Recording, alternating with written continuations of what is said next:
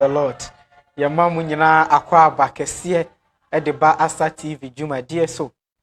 Trade am po nyankopon adaroma ne adom ne kurakura yen. Ene nyame ahe adom kese pa o. Hey! Why adom, we are so humbled to be here. Ya maame kese pa wo yentam. Minimu se watne nka bebre. Na ene nyame adom nti ya maame o yen chen e wa ha. Live on Asa TV. Enye obi bia say Osofo Mami Mrs. Elizabeth Osei Asante oye Apostle Samuel Osei Asante adudu afa no Esu Apostle Esu Asante ne hokafo na ne dey nyame aye adom a ye ne no wa ha na ye behwe eye relationship and marriage talk aware ho discussions na ne dey ye mommy ye mo wakwa abakese. Yo, yeah, me bow. Wow, mommy, you're me sure. Amen. You look very great, mommy. Amen. Amen. You look very great. And then mommy at the Ako UK. Yeah, go me to Ghana hands water then in UK style. That's it. Oh, you're that trading point and coquasti. Amen. And mommy you look very great. Thank you. The then me ask where there your mama kwa back Kanishi area. Amen. Kanishi area crossing.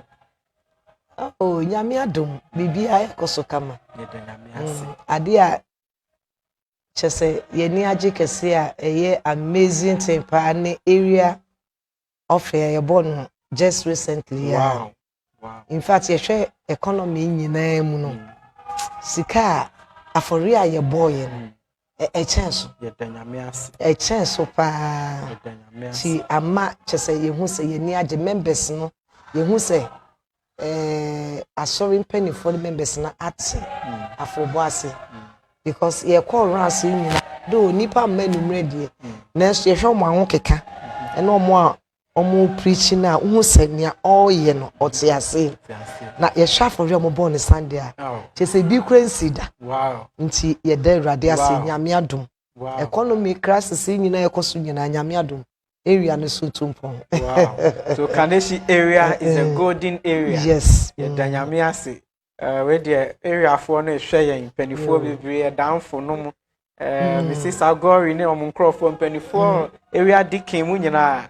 Ya nyame mami ebo mabaso. Mommy na ministry so ekosen. Oh, nyame adom bibia ekoso kama. Bibi ekoso 30 years in ministry. Wow, 30 years. This year. Hey. Wow. Nyame adom bibi ekoso 30 years. Me just say mu bi mu kra da fe na na e ma no.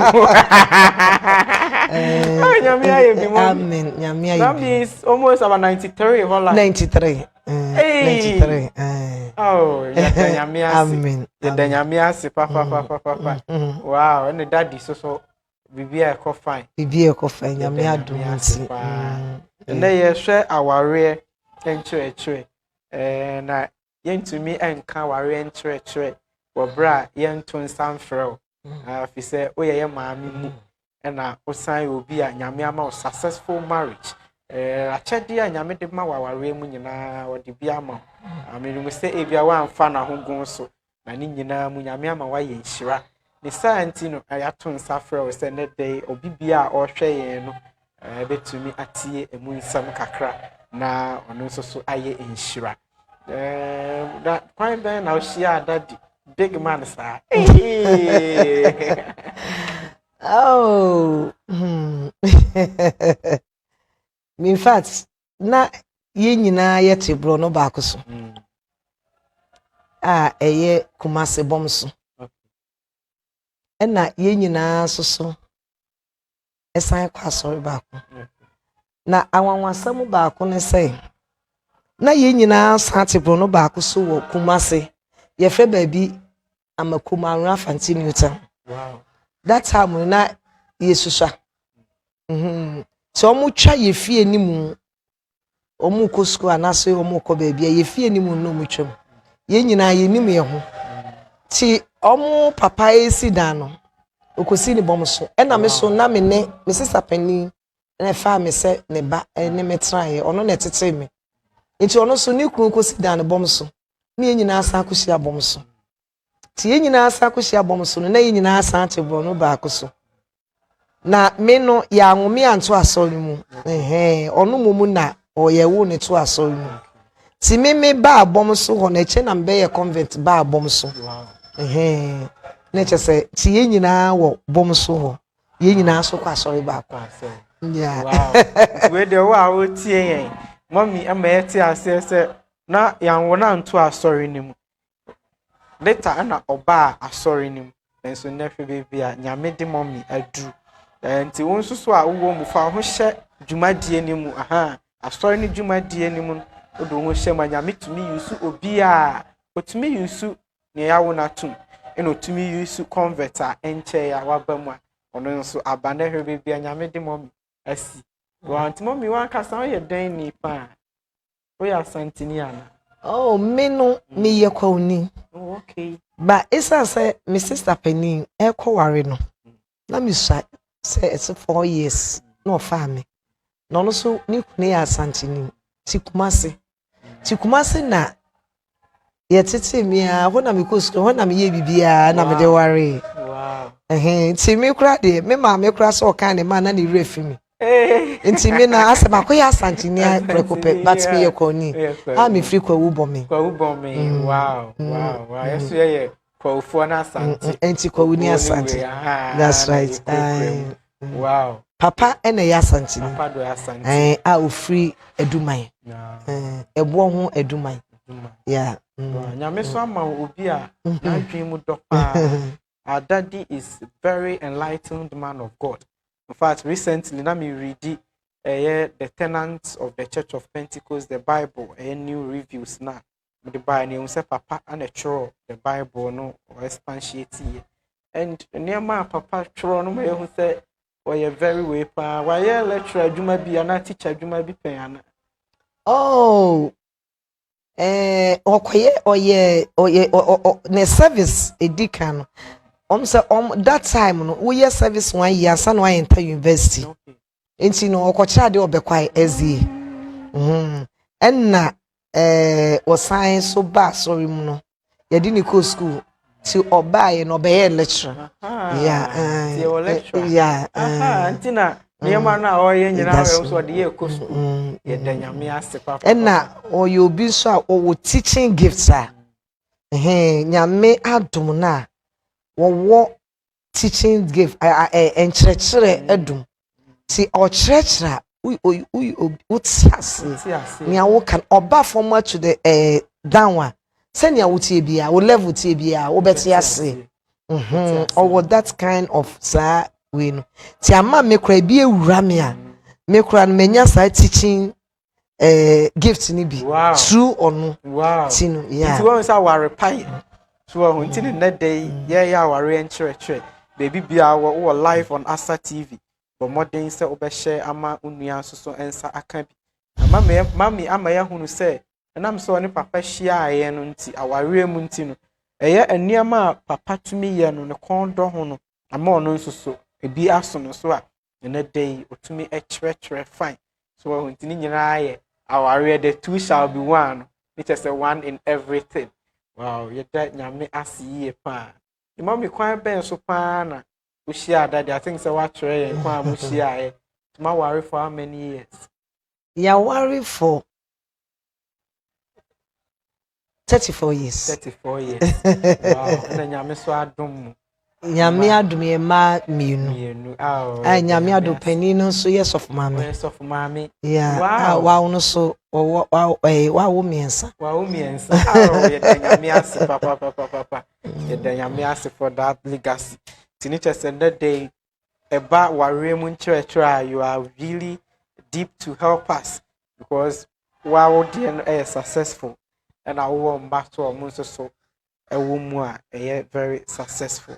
In fact, you per se you can't worry a day na worry. Say would kaka say kwan ben na yehu yehu ti yehu tu wasori no na ye bompa ye wo group bi a na ye bompa yi nti just wasori ni mu a na just medi hu no in fact before say obeye proposal na so mi hu na me kwaso na mi hu na me ye mashime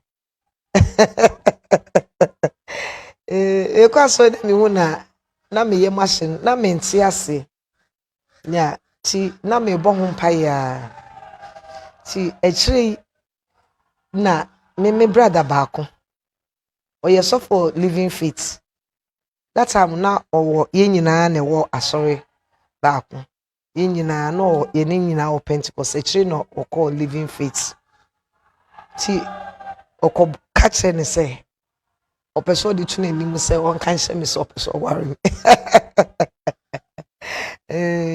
but esa say me hu na me ye machine na me so me hu say oyobi a oye mature e wo nyame mu nti no me so me brother ne catch me so me accept okay me bo ho mpa ye di but me accept it because me hu na me ye mse no na me guso bo mpa ye say aden na me hu abrant ye ya that time na o invest ti ye ma kwan sa na oba school oba sorry a tese me hu na me ye mase no sa ni ade a that time no elder na deacon oh na oye brother anche ne ebe ye ne deacon ye ne deacon kura me say ni 1 year ne ebe ye na elder wow wow ye be ye na elder ti me hu na me ye mache ti bad ne o group bi a tese ye bompaye prayer group ni ade ye bompaye ni ayi ni nyina na mehemu bi ono so hemu bi but na obi ni adwen se bia bibisa beba so but me hu na me ye mahye ni ade me start se me bompaye sa na ono so aye na adwen se bibisa to de to me brother na nimu na o ka kire me na me so me no me ama bompaye nti me ka kire ne se mate. Wow, and yes, I done that kese. Oh, and I am yes. Na nwanwa sam ne say. In fact, me bo paye nyina afo ma ware no obia me kan kire me say obe ware me. Okay. But ono no be ka ye ntu anam enu echi ansa na amanfo ba. Ti eho no ma esi agina esi pi say nyame ye nokwafo. Nyame ye nokwafo nti even kra one elder baako ne brother ketwa wo so ye pharmacist tima me Mrs. mu kra ni brace obi a oku school no bi a o ye pharmacist wanye but later no abrante no kra be wi ti me hwe enema bi eyi ankrofo no mo ye na me hwe sin na kwafo pa because ono be kai na obi a me kan kire me say obe ware but ono be kai na chi na afi na ama me so me ye madwe say once a enipa na beka na ye dia betum ne ma accept me so me ndi ni hwamo yes obi bia wo hwe nature say aware obi ahia obi oya nokwafo nti wo hwe ye maame ekasamu a o ma yehu say in fact wo bra na ye papa etu anamon eba behu ni so person ne tena no oji ni tu mu na nkofo bebre eba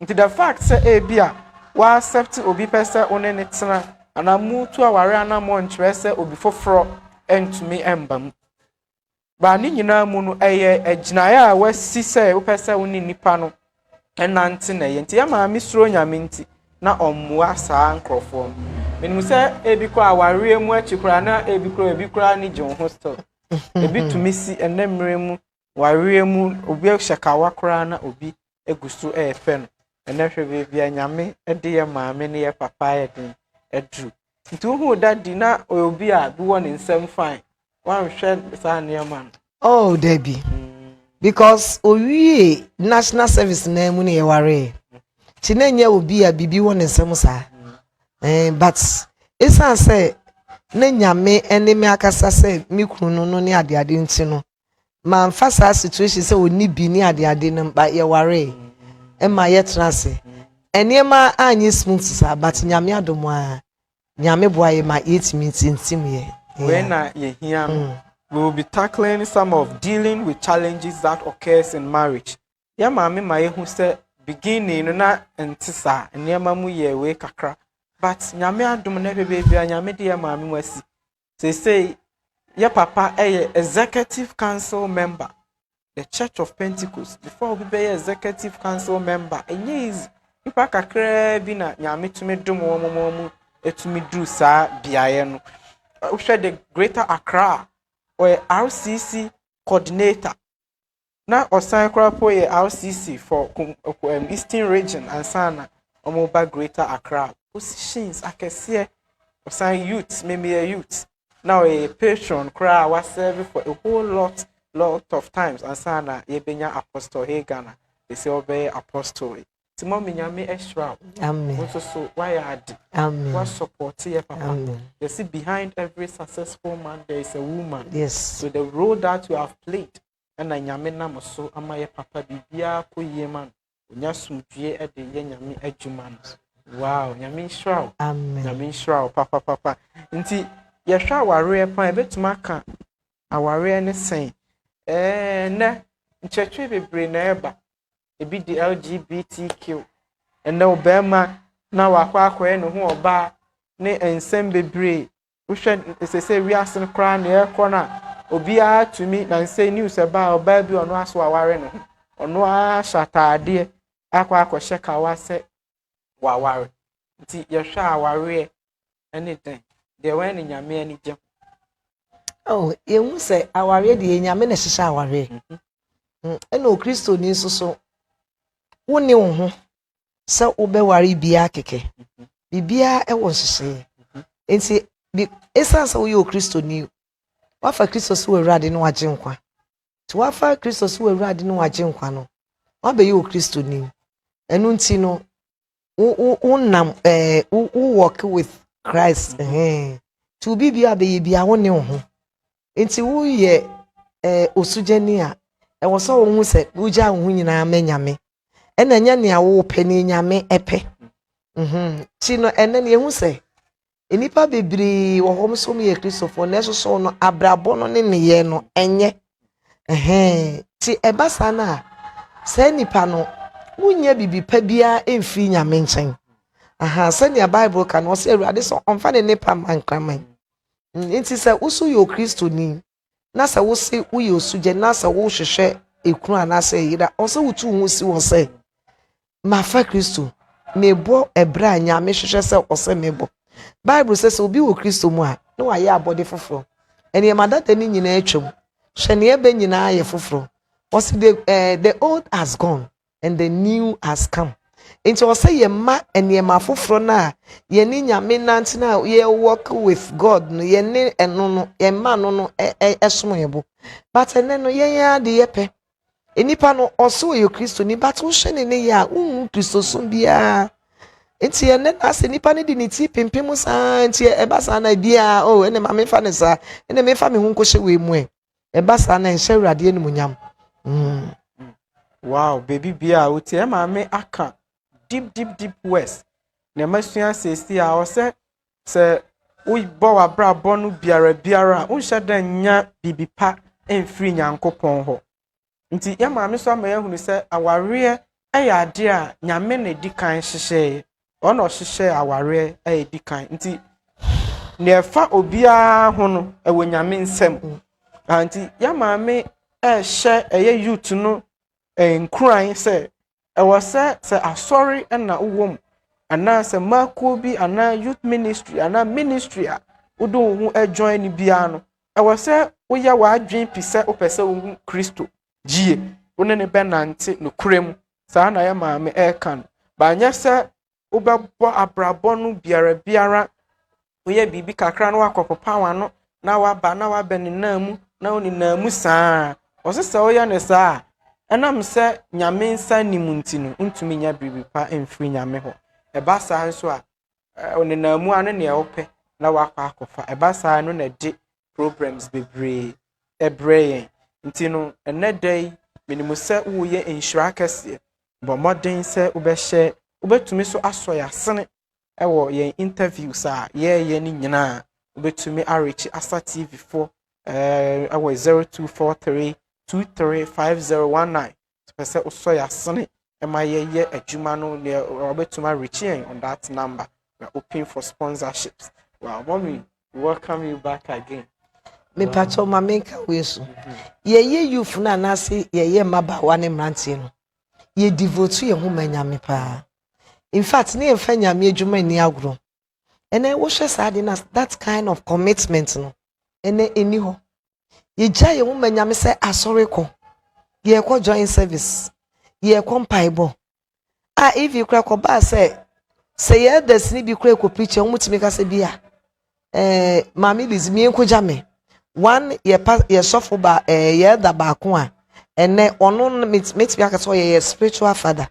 Apostle Halivo ɔkɔ retirement wɔ Madina ɔmɛntɛ paa ɛtete yɛ ɔkɔ preach wɔ baabi that time Kumasi nyinaa na ɛbom ɔsi malizi yɛnkɔ ti yɛkɔ a obi yɛpɔn a na obi sa sɛ message nim sɛ fine ɔsi aha ne bɔm so yɛ na ɛdɛm so bɔm so yɛ dɛ that saa nyinaa ne yɛ lɛni otimi di yɛ kɔhyɛ baabi ne yɛ bɔ mpaeɛ. Yetimi kɔhyɛ asɔre mu bi a yɛapɔn asɔre ni by 2 o'clock 3 ne yakɔhyɛ wɔ anase 4 yɛbɛbɔ mpa ya atwɛn enumere asɔre ni nyinaa saa na esiesie yɛ kyɛ sɛ enigye all night yɛn asosɛ all night emema ne ma yɛ youth ene musi mema ne ma nkɔhyia baabi nkɔyɛ all night yɛbɛpɔn na asɛm asi. Oh, and then that kind of say purity ni your friend is saying me so me ho am ready me di me hu si wo kronkron ye sa holy life na ye time ye boy eno na nyame de ehia ya bepon samri. Oh, wo se wo pe bibie fi nyame che na so so no abrabo no ni ene ne ye na wo ye na enye na bede no watimi anya bibie fi rad ye tu ye hu so mema ene ma ye kɔkyia sorry them na ye da ho all night and now see you from just a kuobi as I said na ye squad yes yatiti mo si mo nkɔhyɛ baabi mo mpa ye be pon na bibie si but ye tu ye hu se ye fa ye hu se brother and sister ye kɔ convention me ya ye fro ye me ba na aduane so ne ye di ye bom ye bibia eno na ene nyame apagya ye ebedu saa pempenso ya ene medu samre etina ye bompa ye say youth ne emaba wa ne mrante ye tumofo na soso muntie ye bompa ye say nyame eno na nyame di apagya ye eda. Wow, mommy. We somehow can you deep. I was laughing but aside you deep. You know a deep baby and a serious sign Eddie. Mommy, what my kai me kai time why you put na ye nkuma kakra na ye didi papa chi me papa a friend at dan cancer. No mum dear koko asem pai bopa kakra buna de bia unya da no mami aba betwem sorry ye ko ubeba kura po ne nkra ne age maboboa no nyina afa enu na mommy ka ho asem yi na mommy ma ehu se saa omma omdo omho maaye kan no do omho maa erade no ema nyame soso ahwe bibia ama wo nature say Bible na no kore or seek in first the kingdom of God and its righteousness and all other things shall be added. So they were seeking in first the kingdom. Inti mommy say bibi bia ye beyen ye modern say de ho be hyem no kore mu na youth ni be ma omani ada ho osan so ma ti ase say na omo ye focus on something omo bompaye omo ye akonche omo danyame anim ni nyina mu nyame ye den eboa nti mami kasa chwe youth ene obi bia o hwe ye se ope bribi afri nyame ho a se nyame ye kunkun nti wo se ye te ye ho se ye te ye ho a ebetuma nya bribi pa wo no ho ndo ma ete ase se aware de nyame na hyehye nti nyame asoso na ede aware eba. Wow, mommy, nyame nshira. Amen. Never my ye nshira papa. I know say youth no aye nshira. Na obi bia or share no as we are saying taking the group for Christ. Ebi share o Canada, ebi share o US, name mia bebre. Ye no say omu nyina be warm because ene youth no bebre power bebre power free aware for no e compare bom e ba dos pa.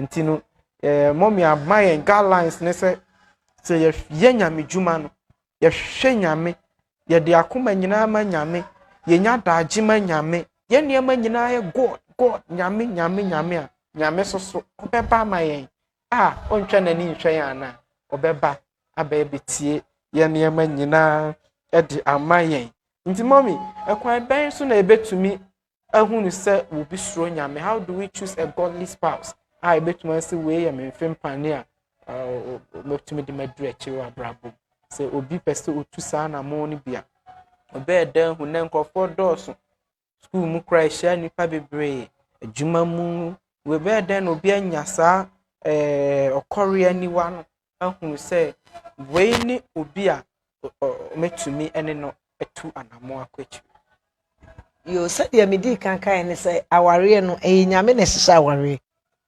ɛna ɛkwan awareɛ ɛyɛ mystery ɛkwan nyame fa so ma sɛ barima na sɛ ɔbaa hyia ne ho kafo no ɛyɛ mystery ɛyɛ nwanwa ɛyɛ hintasɛm enti no ɔsɛ wo mu sɛ woyɛ Christian enti woyɛ Christian a anaasɛ woyɛ Kristoni a ɛwɔ sɛ the fear of God ne ba nyamesuro eba nyamesuro ba ya nyamesuro ti nyamesuro ni sɛ Bible sɛ ma yenye we a usuro nyame nti onye enti ene yabrabo ye Christian living wo kenka Ephesians Ephesians book no ema ye the Christian living ekwan ye Christopher ye dada Christosuma brabo ekwan ye besi anante wo nyame mu ekwan ye besi aye ya ade ekwan ye besi atena ekwan ye besi ne enipa so atena ti Bible kan sa ne nyina wo kan Ephesians wa the book of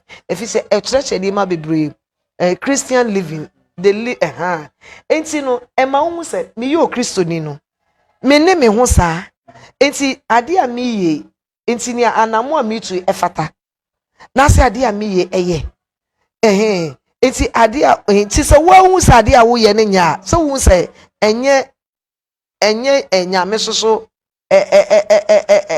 efe enti no ya bra bone ne ye eni ne nyame God will or say ye hu nyame pe na ye na ni nyina ne say ye Christopher ne be read the Bible ne ye be bom pai se wo read the Bible wo be hu nyame asem na nyame asem no eno na no betra eno na edi nyame so ne be wura esa se wo be ka se nyame asem se saade we de ma menye enti menye enti se ye nante nyame suro mu ewo yade ye mu nye bibie mu a no kwasem ni se ene ma no ebekọ totin amaye esa se asem kura nyame ka ne se Bible ka ne se endo osi ebesi sa me mu misa manije wie pay enti nyame hwehwe se ye betinye bisa no no so de ne pa na maye na maye nije wie pay ye ne nyina ne se ye di nyame suro beka ho ne abobra efata na se ye bobra efata ye gidi se bibie mu nyame fa nka me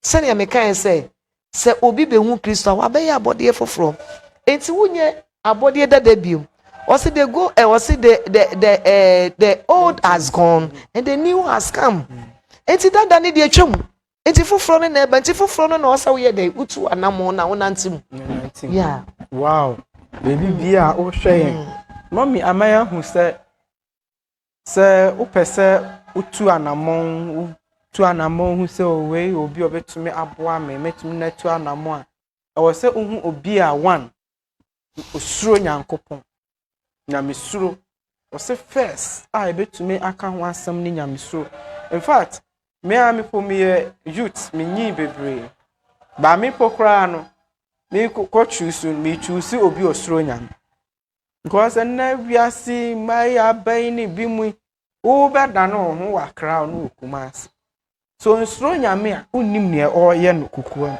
wo da no ho ano no so adane no nti mommy say the fear of God nti wo hanom a wa umu no nso so o susuro nyame se wo nsuro nyame a untumi nkoyi obi a osuro nyame nti na ebi chusu amude a o club obi ya no akochusu bia keke nti baby a wakochusu to say club ni we obisa ho say oba no osuro nyame ana afi later on and but we atwa we kon we say we akum ne ba because o say ni kuna say ne yira say nti yetumi nya nyamesuro na ebeboa mommy so amayate ase say criteria was say you use any nyame asem nyame asem say the Bible is our standard nti say unyami suro nyana, you should submit to the stipulate of God, whatever thing God has said. Near nyame asem kano, and na yebetumi e dia measure nyame suro no. And no se yebetumi atene yen ama yetumi aye sa. Mami nyame suro. Pacho mameka we. And then na obi wo wiase na se obeware osimi pe Kristo ni. Pe Kristo ni. And then na omo a ono omo bobra ene omo koba de on pese oware o. Na osimi pe Kristo ni esan so onim so Kristo ni no. Nyame so ni mu. Wate ne ho. Ene mami. E ma no so kra no. Ono so pa ware papa pe. Na for ono so started dress fine. That's me kwa sorry, me kompai bo. So nti no eniama pa nyina wo nyame ho. Ena unya Kristo ni a unya obi a wasumbejo. So debia aware ne ye 1-1. Maybe ye ne adadu a ye interview. Ena adadu a e ka bibi se. O se ti se ebi a obi e brush a we use. Se okoto so ma me brush da ho a mfa. You will never use it. So to ma me so fa. Ono so be hu brush a onfa. Nti o se sa na nyame aye oba ne obema. Nti obi apɛ ne die. Nti wi asefo no krapo no hwehwɛ sɛ obenya obi onopo asuro nyame. So hu a onye basabasa. Nti mai ya mo hwɛ yesrem. It shouldn't also be a camouflage. Say oh per urine no. Afe na wakokolothi wo so me compile bomb and shed dressing. Fe eyesu. Aha ya ma me kasa ma yu se eyesu. Nti ya ma me su ewo ni mu nti no. They be all looking very decent. Eda ma me ka we nsusu. Say aware bebra say intime en sustain. Say yehu say enkeka wo ni ade bebre wo. Say ne ye ken esi esu.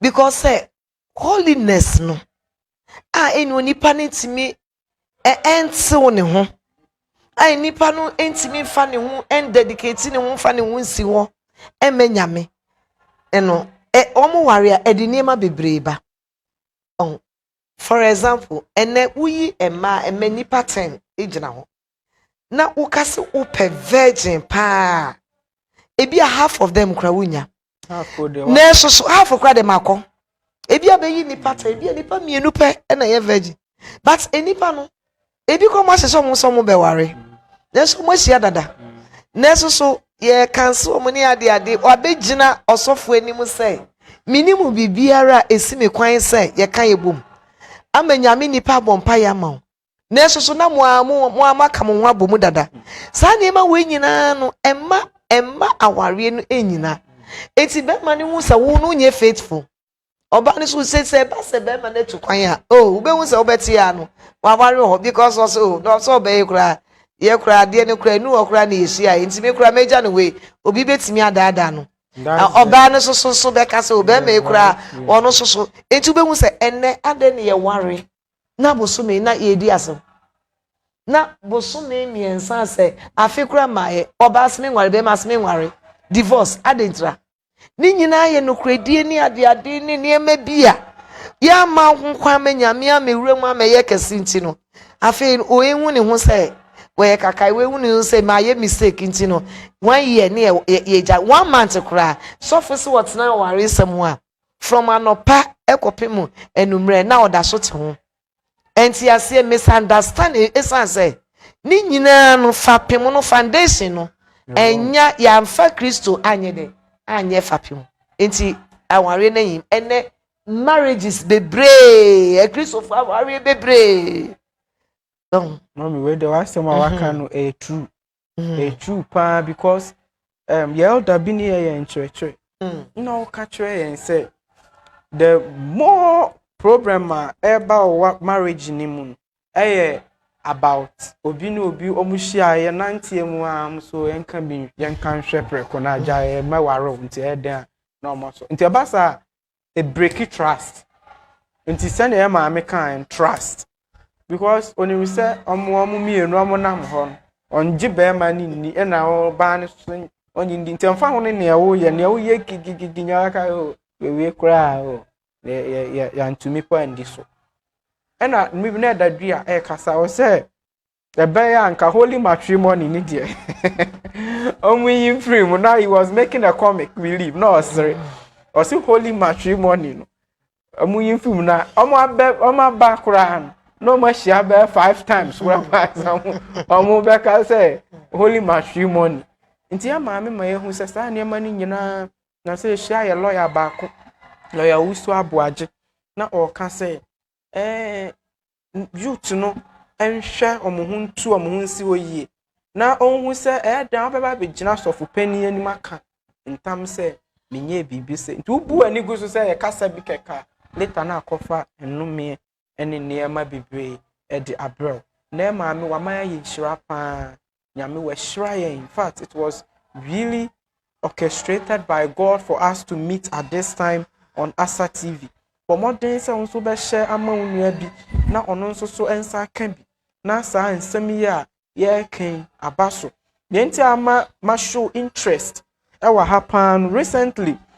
Me share some link be about couple be a almost say we waited to get married before sex until na ochre omo problems are like challenges are okay but omo to me edi so etwen ye eware ansa na omo hia ye share o na obi abase marriage before sex after marriage, you know dear yam forget kra na ebe den na wahu say we ya onfem pane ebe den na wahu say we ya o type ope ntino ono no patches wo samu a na wahu say we ye o ka me reho ye pan me reho ye nti mesumi gina nyame asem so e mani hunu say Adam ene Hawa nyame bo Adam no na ma dugu oni. Adam didn't get the opportunity to sleep with various men, women, and sana oh who say we am empane. Near nyame de man no so marriage ni sustain. And na nyansa ene ye nimudi. Wo nyansa wo de kwape o type ni we yi no. Hwese enumpo no ubekọ na asego foundation na omode eye wrong. Mommy nyame shira ene wa ma Asa TV before ayi shira bebre we part 1 nyame ya adoma na wotwe sende ye besan aba wo arare enkyerɛkyerɛ sem so ya ene osof maame Mrs. Elizabeth Osei Asante nti make a date with us a week today ye besan aba ede eso ento aso de amai me a otime nkan fam Elder Michael Asante me what the Church of Pentecost North Carnation District Living Word Assembly youth leader and we youth week na sumu ano no until adaji ni poso fama ye kra. Now I'm so humbled to be at the feet of my mother. Yeah, ma me nyame ehra no me ti omo nka che that was kofodia and me ko na me pray say me person me hu papa because na ma te papa nka me bre and nyame adom waba me area that ye gusu eye adwuma osan eye me ma me pray kope mama o de nchia bi ma obi a otie wa na yo me fasa kwen so echia me husband me kru wow apostle eso Asante asame owo US owo Worcester Massachusetts wow owo apostle Iyadom mo wow enti apostle Iyadom so ne yire me so me chia mo pa me chia kanesi area me chia asofo eno mo yire mu nyina ena me san chia area executive members nyina me kofo amama fia bonsu eda no ena afen so me san achia members e wo kanesi nyina me chia me maso sofo maame Joanna ni nikru eboko ya omo okay no estia omo ye campus pastor me chia omo pa me nana no mo Eunice so me chia no me nana no so me chia omo nyina me chia mia mase ye daddy papa Elder JK Asante oye former trustee ti Elder Asante JK original JK me chia opa me chia busuafo nyina Mommy Nyamisha. Over to me Abwa Asa TV Jumadie. No person Obwayen. There are a lot of things that we do. There were monthly evangelisms, there were your live worship programs, there were interviews I can see ye de ebre mu bebre obetuma rechi it was 0243235019 number ni PM 0243235019 Nyame shra mama onye kese pa taking the globe for Christ.